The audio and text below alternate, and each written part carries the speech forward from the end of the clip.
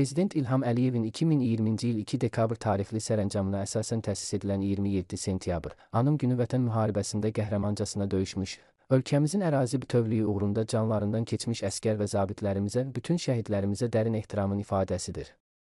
Anım günündə ölkəmizin hər yerində olduğu kimi Cəlilabad rayonunda da şəhidlərin xatirəsi ehtiramla anılıb. Anım tədbirində Cəlilabad rayon İcra Hakimiyyəti başçısının birinci müavini Qalib Xudaverdiyev, şəhid ailələri, qazilər, müharibə iştirakçıları, rayon İcra Hakimiyyətinin məsul əməkdaşları, hüquq mühafizə orqanlarının, idarə təşkilatların rəhbərləri və ictimaiyyət nümayəndələri iştirak edib. İlk öncə Azərbaycan Respublikasının dövlət himni səsləndirilib. Cəlilabad rayon İcra Hakimiyyəti başçısının birinci müavini Qalib Xudaverdiyev tədbirdə çıxış edərək qeyd etmişdir ki, arxa cəbhədə çalışan mülki insanlarımız yüksək əzm və iradə göstərərək, Müzəffər Ali Baş Komandan İlham Əliyevin ətrafında yumruq kimi birləşərək, düşmənə sarsıdıcı zərbələr endiriblər.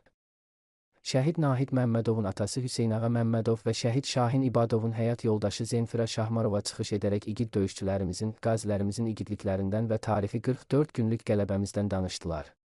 Şəhid ailələrinə, qazilərə, müharibə iştirakçılarına göstərilən diqqət və qayğıdan razılığını ifadə edən çıxışçılar Ali Baş Komandan İlham Əliyevə və birinci vitse-prezident Mehriban xanım Əliyevaya minnətdarlıqlarını və təşəkkürlərini bildiriblər. Tədbir iştirakçıları şəhidlər xiyabanını və şəhidlərin xatirəsinə ucaldılmış abidə kompleksini ziyarət etmiş.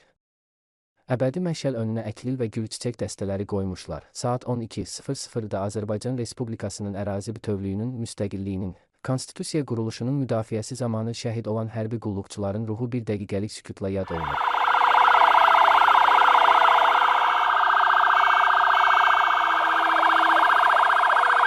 Daha sonra Anım Günü ilə əlaqədar ehsan süfrəsi təşkil edilib.